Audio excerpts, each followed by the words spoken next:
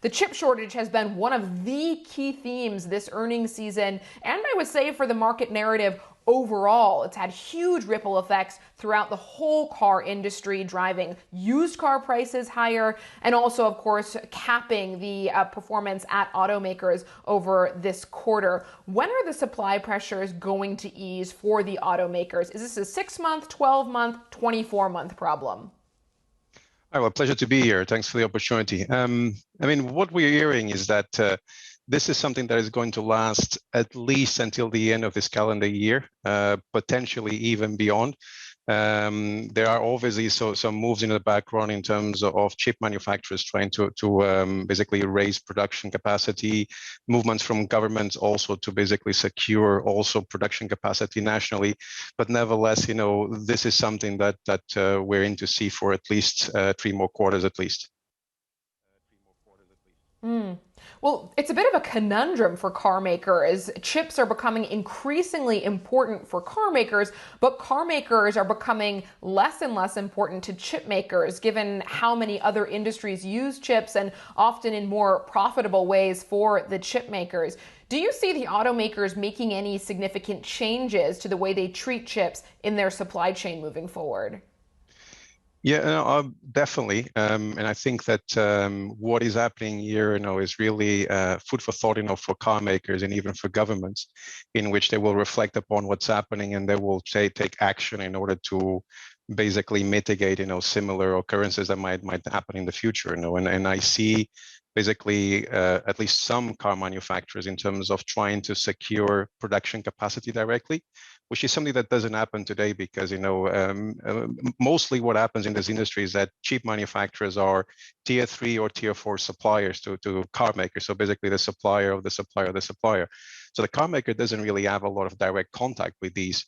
But basically, as car manufacturers are now experiencing this crunch, they will take action and they will work more closely with chip manufacturers, and as I mentioned earlier, to try to secure production capacity directly with these. Really interesting that you say that, and probably is going to have an impact on how they think about their supply chain management going forward and other parts of production, like with batteries. I want to ask you a question about geographic exposure. Is it fair to say that some regions are more affected than others, and say, U.S. car makers perhaps have a little bit more exposure because of their way of supply chain management compared to, say, European car makers? And even Japan today, you saw a big distinction between Toyota and Nissan in terms of their outlook for the year. I would say that, yes, there might be some, let's say, regional differences, but let's say for most of it is actually how each car maker manages, their supply chain. Because if you see in terms of most of the car makers, they are global companies. They have production bases everywhere. So therefore, their supply chain is also global. Therefore, is actually how they did their homework during last year, during the disruption of the pandemic. This is what's going to determine, how strong they will come out this year. Once the demand, it picks up, and it's already obviously starting to pick up.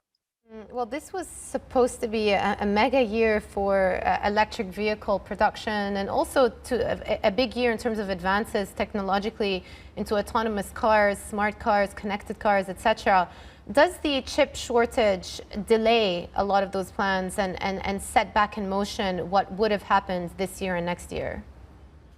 It will entail some obstacles because in the end, the shortage of chips, so obviously it hits component areas of the vehicle, like for instance displays, power management, and so forth. And we're talking about power management that obviously has an impact on electric vehicles. So obviously this will entail obstacles for some automakers. Nevertheless, I think that here the priority of car makers is going to be to basically cater for markets like Europe and China, where there is a strong regulatory pressure towards EVs. And obviously this will impact demand in other areas of the world in terms of EVs.